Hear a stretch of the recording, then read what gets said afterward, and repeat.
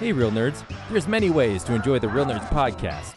You can listen to us on Stitcher, iTunes, and now Spotify and iHeartRadio. You can see what we're up to around town by following us at Real Nerds on Instagram. And if you want to send us your thoughts, you can email us at realnerds@gmail.com or call us at 720-6nerds5. Like us on Facebook at Real Nerds Podcast or tweet us at Real Nerds. And now on with the show. Hey, what's up, everybody? This is Ming Chen from AMC's Comic Book Men. Listen, I have my own podcast. I have my own podcast studio. I don't really care about those. What I really care about is the Real Nerds podcast, the best podcast in the universe, in the multiverse, on all Earths, 616 and beyond. Listen to it. Subscribe right now, and listen to this episode. Listen to all the episodes, but especially listen to the one that I'm on. It might be the best. Thank you, guys.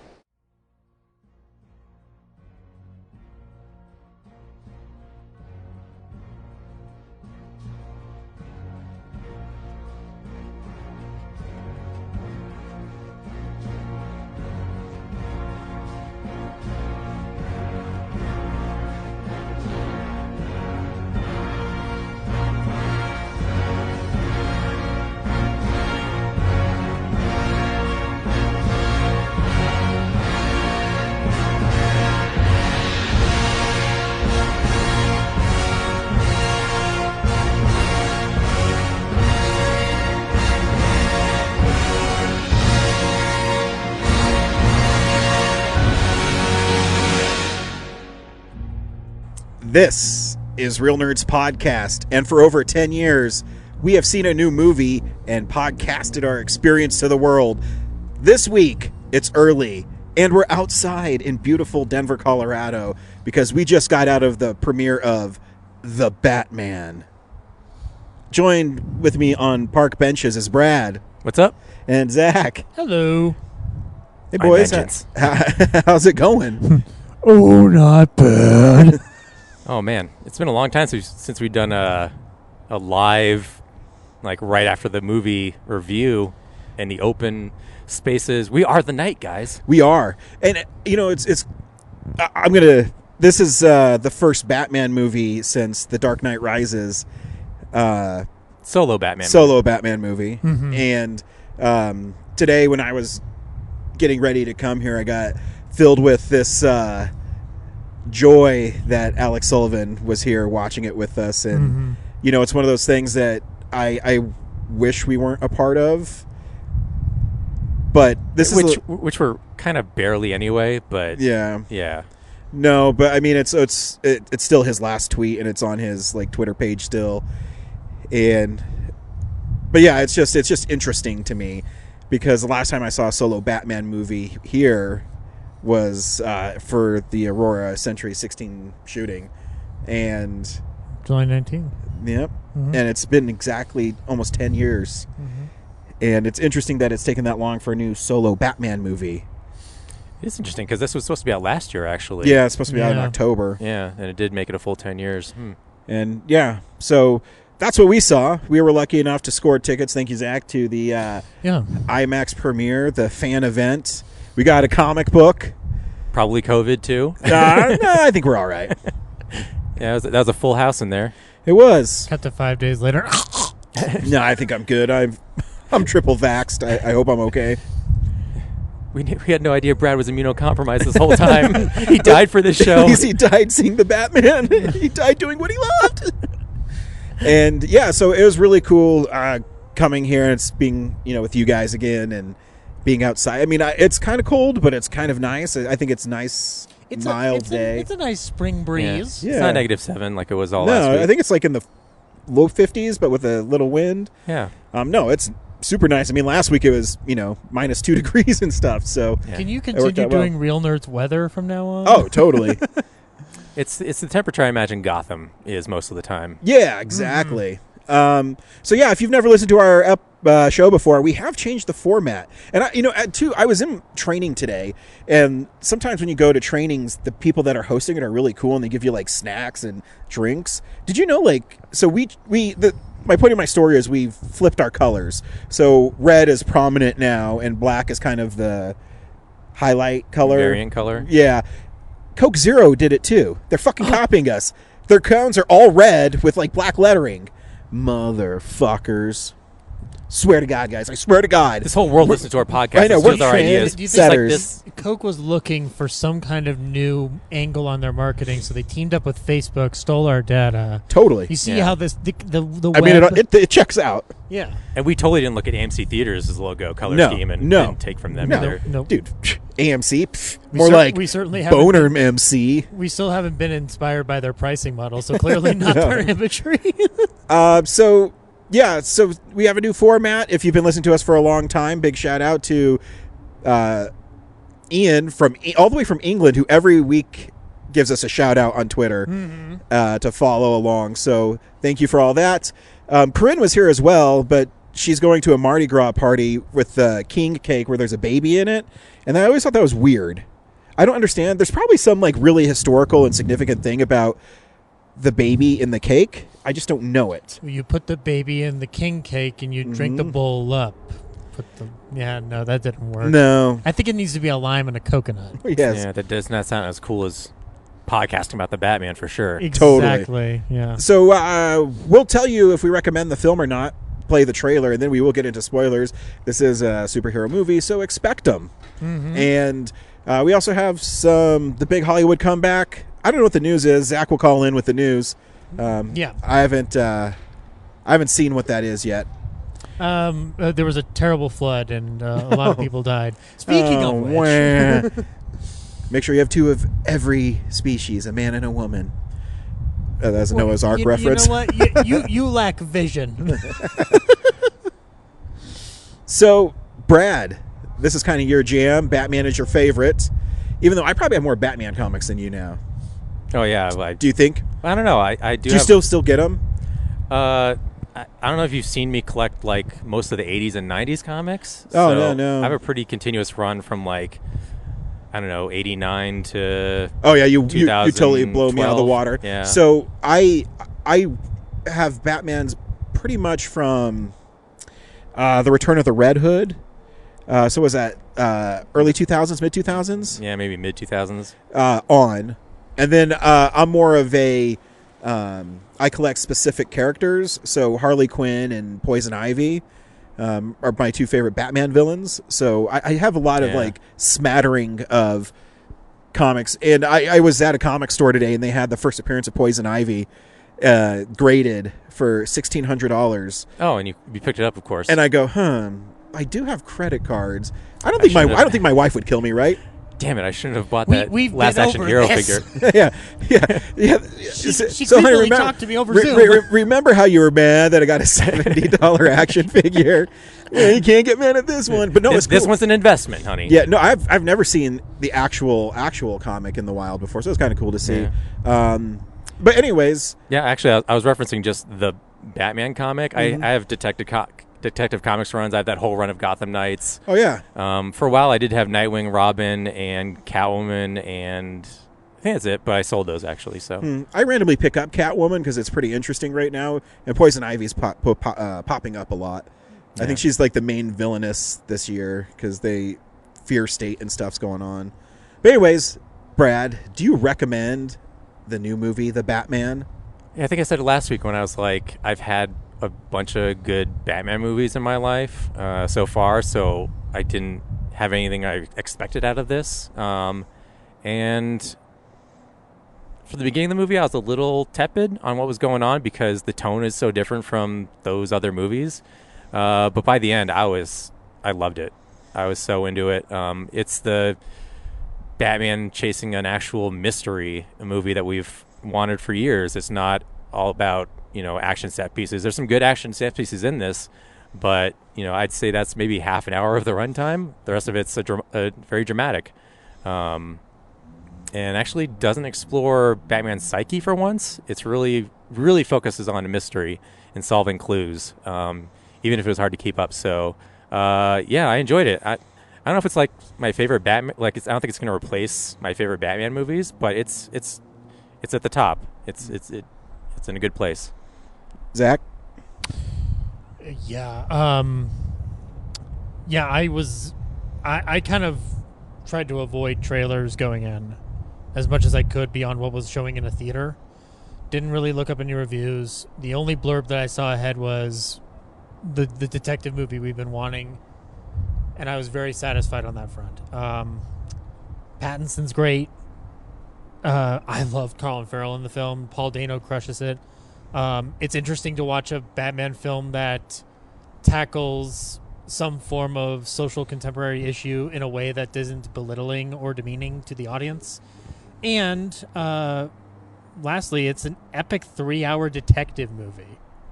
Like, I didn't think I was going to get that, and I enjoyed it. So, yeah. And to get to watch it with you guys on a big IMAX theater was a fucking blast. So, yeah, absolutely. If you haven't seen it yet, do that, please. They probably haven't. We've seen an early screening. Yeah.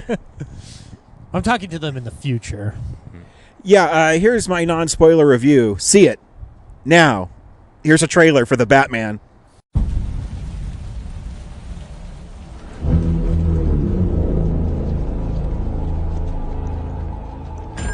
Police! Hands up! Stay still! Get out of here!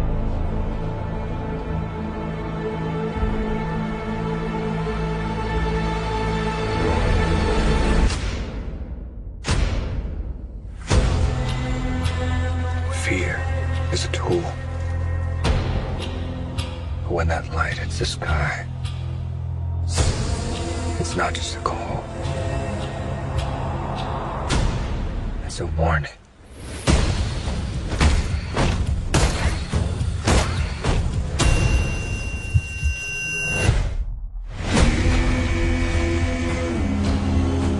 I've been trying to reach you. Find the gun!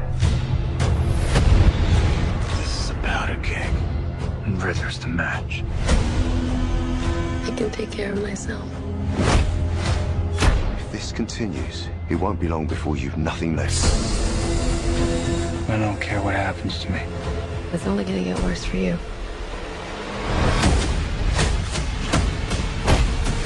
Whoa! Take it easy, sweetheart. Hear everything they say, ain't you? Maybe we're not so different. Who are you under there?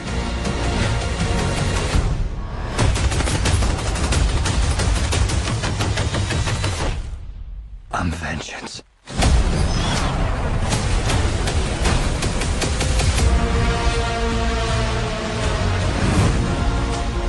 What's black and blue and dead all over? You. Dear God. I got you! I got you!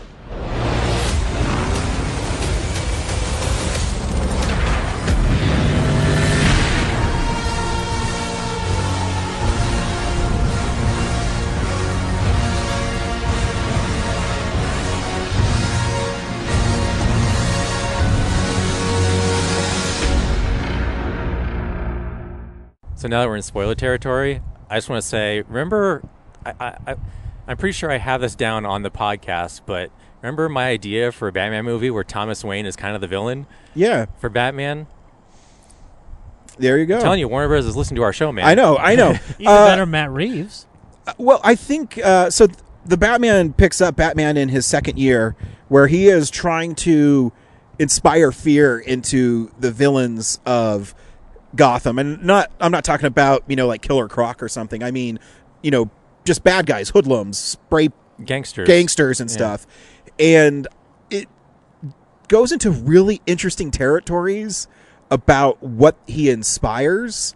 And I mean, that's the basic premise of a 3-hour movie. Is Batman is establishing himself as someone to be afraid of, and The consequences of consequences of your actions will make the Batman show up. And there's little things in this film I absolutely love. One, I think Matt Reeves is an incredible director, and I think he directs it in a really cool way. It feels like a 70s noir film, and even you think you know how it's going to play out.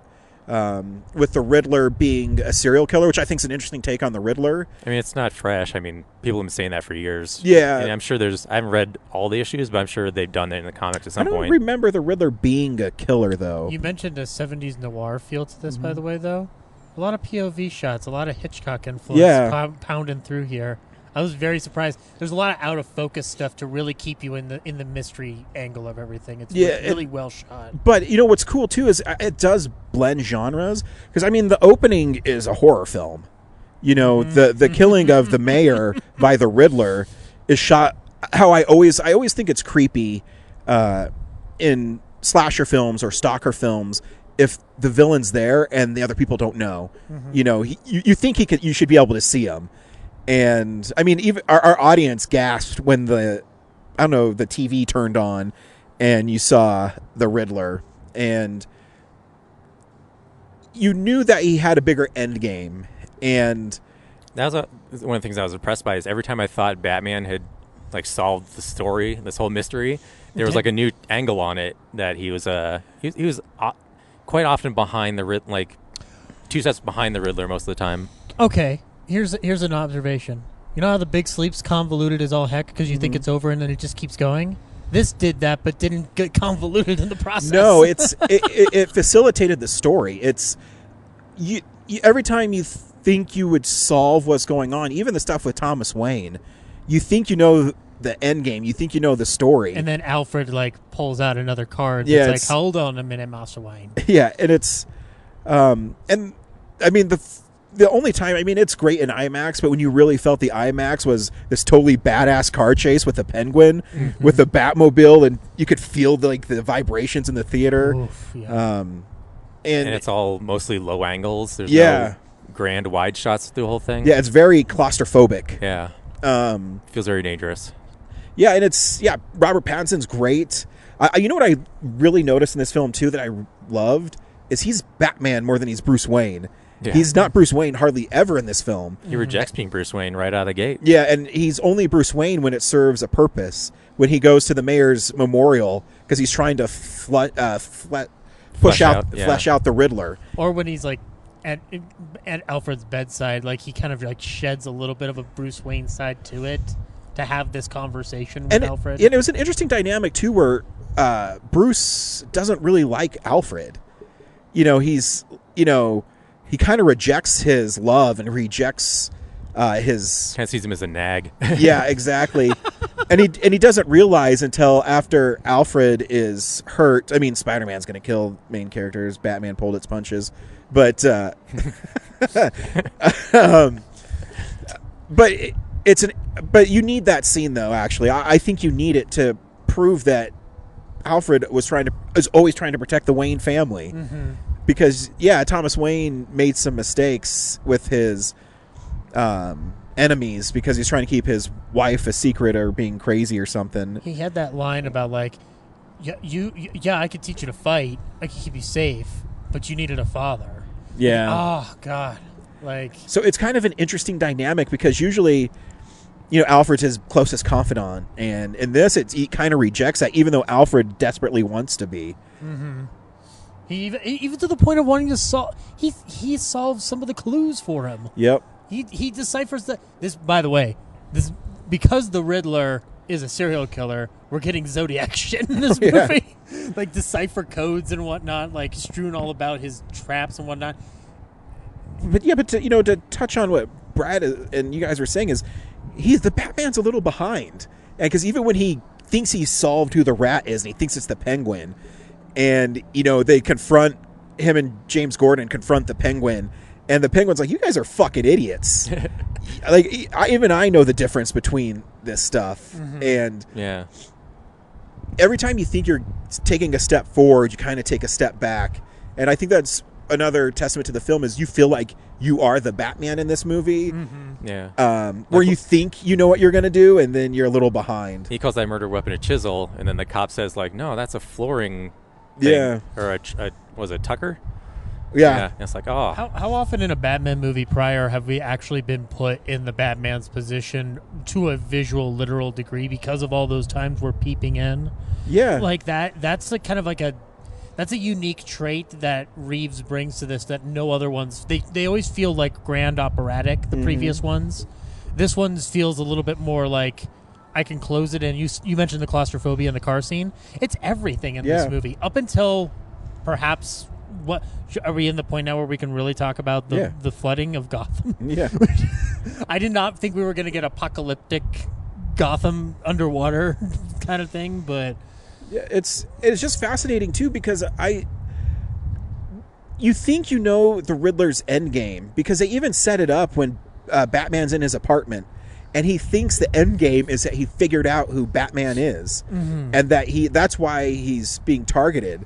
And then I forgot to ask you guys, like, initially when he goes to see him in Arkham, I think that the Riddler does know who he is, but is the Riddler just talking about Bruce Wayne and not he's realizing just talking about Bruce Wayne? Yeah, he's talking about Bruce Wayne. Because they do that, like, they trick you with him looking at the camera's capturing everything, but then he says, but we got him. We got everybody but him, and that's when it's just like, okay. And he doesn't know who I am. It's reminiscent of, I mean, my two favorite scenes in any Batman series is obviously the Dark Knight interrogation scene, and then you have one here too where the villain outwits Batman and Batman thinks, that's why I love this moment. Batman thinks he's going for one reason, is to keep his identity a secret or say, I mean, I don't know what his eventual end game with the Riddler would be, but when Batman learns that he inspired the Riddler to get rid of the crime and do it in a violent way, it's such a great tale. And that's why Batman's redemption at the end, when he's saving the people from the Riddler copycats and Batman is literally leading people to safety, I think is really cool. There's something haunting about what the Riddler's plan is, which really we see it unfold in that kind of like that social media video where he's basically taking on the rants and ravings of these like fucking whack jobs we've seen the last couple of years and putting it to practice in this film. One of those haunting things is watching a bunch of Riddlers or Riddler henchmen, I guess, all with snipers, and just that it's one of the most uncomfortable. But what it kind of did a callback to Joker as well, where the Joker inspired all these people in the prequel different universe, maybe not different universe. The Fleckiverse. The Fleckverse. The Fleckiverse. But it is. And then I love, too, that this is why Paul Dano's great in it, is when he's sending these videos to the news, because they're sensationalism, and that's what they're... And he's like... Aah! But then he's like, hey, guys, thanks for following me. It really makes him even more kind of creepy. And it's a version of the Riddler that's interesting. And we're under the possible auspices of him coming back because of the tease we get, which I don't know how. That's maybe the only thing that I wasn't so hot on in the movie was the tease for what we're probably going to get, which is Joker next. But I don't care. It's cool. It's still a great movie. It feels redundant, like after Batman Begins teased the Joker for its sequel. Yeah. So I was kind of hoping it was some D-level villain. Yeah, or I mean, I try to think of like what villain they could bring in. I told you, King Tut. Yeah, King Tut. I mean, it's hard because when you do films like this, everything is grounded. So that's why the Penguin makes sense. Not Danny DeVito Penguin, but the gangster Penguin. Although we do see Catwoman and the Penguin in a room together, and I thought, are we going to get some weird Tim Burton nonsense again? But I'm trying to think what other villain, because Black Mask is going to be in Batgirl, so they're not going to do Black Mask. I'm trying to think of another villain they could have where an audience would react to him. And I guess we should say, the Joker shows up in this movie. Yeah. Barry Keoghan, whatever his name is. I'm actively trying to think, so just keep going. I'm trying to think of a villain you could do. Yeah, I was thinking Hugo Strange has to be like a scientist at Arkham. Well, yeah, I mean, he could still be at Arkham. Yeah. I mean, I would... Personally, I'd love if they did like a Harleen Quinzel doctor, and then Harley Quinn shows up, and... it's... that's how the Joker and the Riddler get out, is she falls in love with the Joker. And if they're trying to go for a more socially conscious angle on these Batman films, because like I'm not saying that's the predominant thread in this movie, so don't worry, guys. But if they're gonna do that, maybe Poison Ivy. Yeah, I mean, Poison Ivy's tough too because She's a little supernatural. yeah. But I mean, 'Cause I was about to say Clayface too, but yeah, I'd love a Clayface. I love Feet of Clay as some of my favorite Batman stuff ever. But if you make Poison Ivy a terrorist, where she Like an Eco-terrorist. eco-terrorist. Yeah. eco-terrorist. I mean, it'd work. You could. I don't think you could have her. Well, I don't know. I don't know if you could have her controlling plants and stuff. Yeah. I think you would still just have her as Dr. Pamela Isley, and she's really a terrorist, and she goes after corporations, and Yeah. I don't know. I don't know what you would do. And that's why I don't get paid a lot of money. I just sit here and enjoy it and hope they pull it off. And obviously, they have an idea of what they're going to do. Because Batman is trying to change his image, and he's trying to be the savior that Gotham wants. Inspire hope. Inspire instead of hope. vengeance. Yeah. Yeah. Interesting note too. I guess it doesn't feel like he's trained for 7 years with the League of Shadows in this universe. Yeah. I got the impression that a lot of his training came from Alfred, which ties into Alfred having his background as an agent of sorts. So Yeah. So I don't know how Ra's al Ghul is going to figure into this story. Yeah, I mean, if at all. I don't know. Maybe not, because he is like, he's tough, but he's a little sloppy right now. Yeah. You know, but that's what I liked. He's still year 2, so he's not a rookie. So he's a little sloppy in some of his fighting, and I think it's cool how it came across. And I really dug like his teamwork with Jim Gordon. Yeah. Like he's not just a guy who like shows up and leaves most of the time. Short of them driving all the time together in a back car, it was like one of the best buddy cop movies I've seen in a while. Speaking of the Batmobile, the reveal at the like the stakeout when it's growling in the corner and the penguin's getting a little afraid. Like the design of the car hasn't been like spectacular to me. Like the Anton First Batmobile was still like tops. Yeah. But like it just being in the corner and just booting up, basically. Like it's a character. It's a menacing presence, and he's working with a lot of shadow in this film, so it's just odd. Oh, I mean, when he goes after the penguin after he flips his car, and it has the spur sound, and he's like a gunslinger. I mean, that's really. I mean, it's one of the coolest shots I've seen in a long time. It's just really cool. Yeah, and there's actually some nice. Because it's the Riddler, we do get a little bit of humor with the riddles. This one, like pitch black humor. But, like, there were, like, small little... Oh, yeah, the thumb drive. The thumb drive. Oh, which my the God. people in the front row loved. I couldn't tell. I count me as part of the front row then, because I enjoyed the shit out of that joke. No, they very much verbalized how much they enjoyed it. Yeah. It was one of those moments where I was just like, you know what? Batman 66 is still fucking cool. But they just decided to do the Saw version of that joke. Yeah. Then I almost forgot to say, I also appreciated how this movie makes Gotham feel like a character again. Yeah. Because, like, the Nolan movies are great, but it just feels like New York and Chicago most of the time. And there's some elements that make this seem like it's structured like New York, because, like, the finale's in Gotham Square Garden. Yeah. But the architecture felt like a city falling apart again. Yeah, no, the shadows worked really well. And because you're right, because Batman used them, so it felt like another character for sure. But I also appreciated times when Batman just shows up at the front door and oh, yeah, that skulls. was awesome. I want to see the penguin. You know who I am? Yeah. And that's actually keeps kind screwing with of those a twins. really fun, long-running joke is him fucking up the twins, and every time you see him, they're more fucked up. Yeah. It's just, there's little things. I mean, it's not a funny movie, but there's moments in it that are really fun. Yeah. Because it's way more grounded and gritty than Spider-Man, and that's fine. I think the one thing that I do appreciate about DC is they take a lot of chances. Not all of them stick, but lately their movies have been pretty good. Yeah. And I think that's because they just like, okay, well, whatever, we'll make the Suicide Squad. Just make the movie that makes sense for the story you're telling. Don't worry about building franchises. Yeah. Yeah. Because you know people are going to go see this movie, and a lot of people. So you don't have to worry about, what's going to happen next. Yeah, you can do a little tease with the Joker, but that's about all you need. You don't need, Bruce Wayne or Batman walking through Arkham Asylum and he passes Calendar Man and, Scarface and all his other villains. It treats the ending as if we know what the thematic element is going to be going forward and not the villain plot or the overarching scheme of everything. And it's, lately, too, I've loved that comic book movies have solved how to have a lot of villains in movies and make them work. I mean, you had Falcone, you had the Penguin, the Riddler, Catwoman. John Turturro's in a Batman movie. And he's great. Who the fuck would have called that? He's great. And that's what I mean.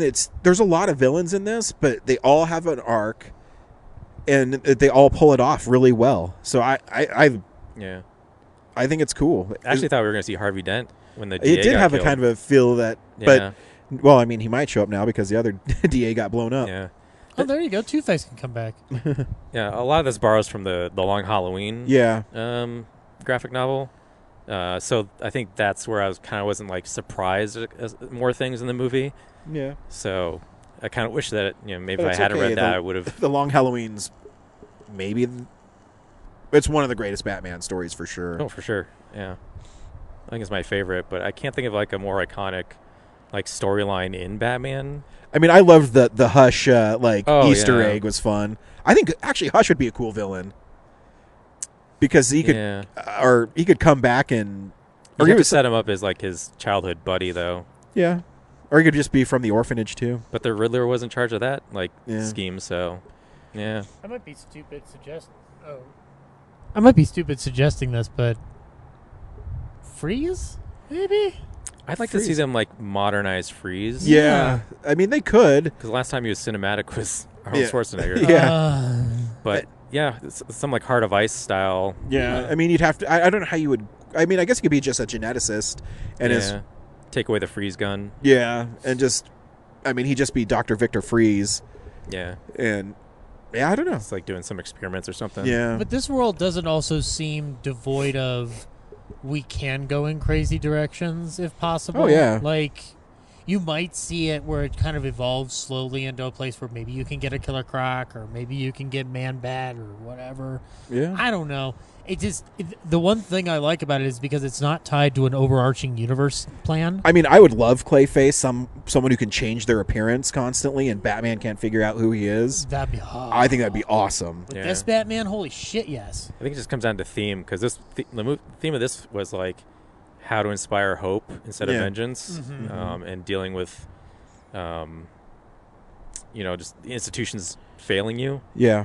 Failing the public trust. So if there's a theme that you can mine out of a guy whose appearance changes constantly. Yeah. I don't know. They kind of tackle a lot of stuff like poverty and crime. And I mean, my guess is the next movie will be Bruce Wayne trying to save the image of his family by helping the new mayor and, donate money to rebuild things. And the public image could be a thing with Clayface. Yeah. Like Batman's trying to rehabilitate his image while some washed-up actors dealing with his demons. Yeah. No, I don't know. I'm totally down. Yeah. I mean, I want to see where it goes. Yeah. I'm interested. Yeah. Wonderful. More 3-hour Batman movies. Mm-hmm. Yeah, I'm totally down. Fuck. More the merrier. I can't wait to see it again. I know. I'll probably... We got to wait till Thursday at least? Ugh. I know. Well, I have to work tomorrow and Thursday, but then I have off Friday, Saturday, Sunday, Monday, Tuesday, so I will be seeing it at some point. Got that Alamo pass. Hell yeah. As much as I want. Hell yeah. I'll see it during the day when, like Monday or something. Midday. I wish I could see it right now. Wonderful. Cool. Sweet. So yeah, go see the Batman. Yep. And we'll see you in the other segments, I guess. Yeah. Zach will call in some news story, I'm sure. Martin Scorsese discovered the cure for cancer. I don't know. Good. Here's what the other nerds had to say this week. It's real news. Well, Zach didn't send us his news and box office like we wanted him to, so now I have to do it. And not a ton of exciting news this week, just some notable things. Basically, a bunch of the major studios aren't releasing their movies in Russia for the foreseeable future. James Earl Jones is getting a theater named after himself, so that's pretty cool. Kenneth Branagh says there's another Poirot script in the works, so there might be a third of his version of that series. Free Guy's looking at a franchise treatment. yeah, I think everything's pretty quiet while the Batman comes out this weekend and makes an impact, and we'll see. I think all of the industry is looking to see how that does before we get the new stuff announced. So, yeah, that's the news for this week. And here's the big box office comeback for this week.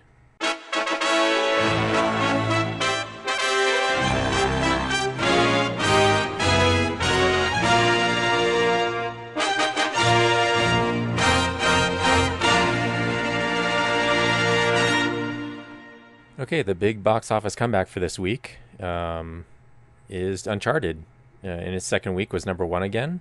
And at the end of this week, it will face off against The Batman, which we're pretty sure will take the crown next week. But yeah, Uncharted made another $23 million in its second week, and The Batman's going to break pandemic records. Probably not Spider-Man level, but it's definitely going to be up there. But yeah, that's what the box office is doing this week. Hey, film buddies, follow me around Denver.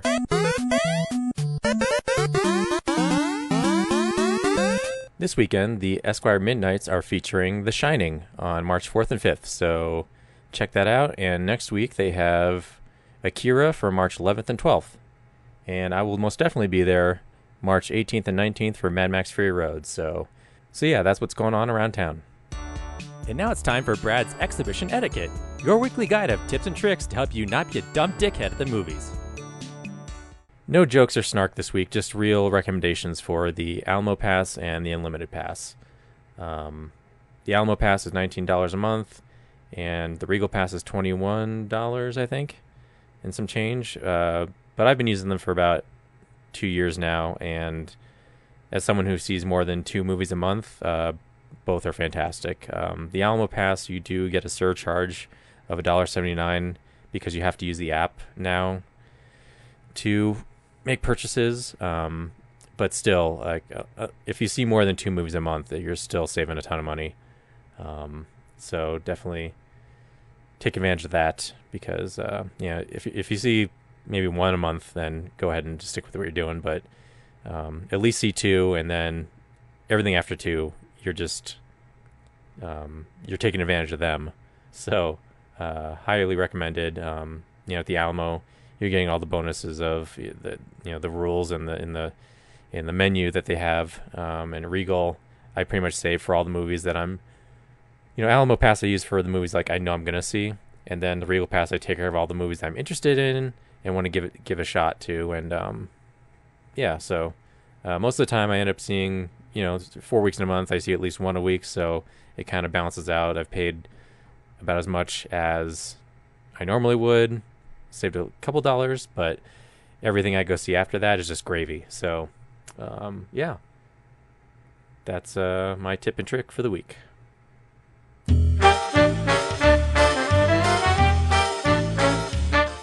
Hey nerds, it's Corinne. Sorry, I'm calling in with my thoughts about The Batman because I was not able to stay and hang out with the nerds after we all saw it together. I ended up going to a Mardi Gras party.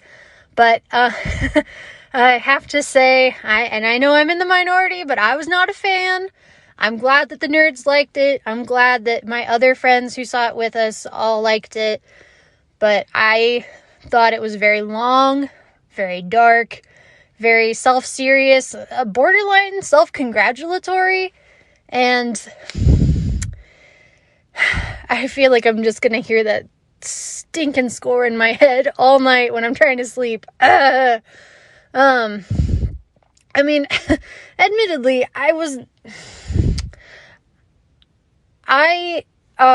Robert Pattinson, like, his casting as Batman, I was like, I'm open to it. And Zoe Kravitz as Catwoman, okay, sure, yeah, as Andy Serkis, yeah. And ultimately, the casting is actually really good, and the acting's great. I loved everybody in the movie. Jeffrey Wright did an excellent job as Commissioner, or Lieutenant Gordon, or whatever he is. And then, actually, I found out that Paul Dano, who plays the Riddler, went to high school with my friend Brett. They were, like, a grade apart, but Brett was like, yeah, it's, like, really interesting to, like, see him on the big screen. And I'm like, yeah, that would be weird. But yeah, I just had a problem, or yeah, just had a problem with the movie, and it was just so long and dark, like literally and figuratively dark, and there wasn't like a lot of room to breathe. It was either just like this insane amount of action, or it was like rapid fire dialogue and like loud stuff. And I honestly, there were some scenes I liked, but it was like it went on way too long. And I honestly don't think I was supposed to like this movie, because it's all the things about movies that I don't like. It hits a lot of those same beats that like Seven does, or like those, you know, mobster crime boss movies. And those are not the movie. I don't like those movies. And it's weird because it's like, I like The Dark Knight, and The Dark Knight is a lot of that, you know, self-serious, dark and gritty and really grim and, you know, lengthy kind of feel to it. So I'm not sure why it's like I like The Dark Knight, but I don't like the Batman. I'm open to giving it a second chance, but I just, it's sorry, it's very difficult because, like I said, there are aspects of it I like, but I just really don't want to see it again. But I also feel like I should give it a second chance. Like I said, glad the nerds and everybody else seemed to like it, but sorry, it was not for me. And I was not on this movie's side from the beginning because I had seen the trailers a lot, and the last like 2 or 3 weeks, all of my YouTube stuff has, like, all the ads in front of my videos have just been the Batman TV spots, and I'm like, I'm so over this movie. Why are you all laughing at the funny line? Haven't you seen the TV spot 100 times where she's like, don't worry, honey, I got 9 of them. Ugh. But, yeah, sorry. Maybe if and when I watch this again, I might like it better, but on first viewing, I was not a fan. That's just where I'm at right now. So, I know I'm in the minority on it, but that's where I'm at. So, hope you all had fun, and we'll see you at the movies. Well, a real nerd knows who shot. A real nerd can follow the plot. And a real nerd will give it all they got. Lights, camera, action. Real nerds.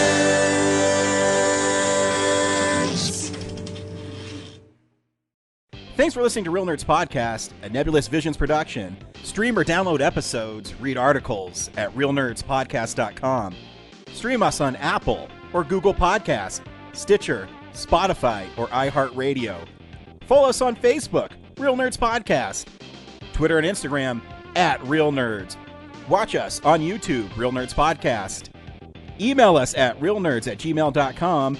Call us at 720-6nerds5. Thank you to Sparks Mandrill, Mike at Plan 9 Studios, and Bolognium for all of our groovy theme songs. And that's how you fucking do it.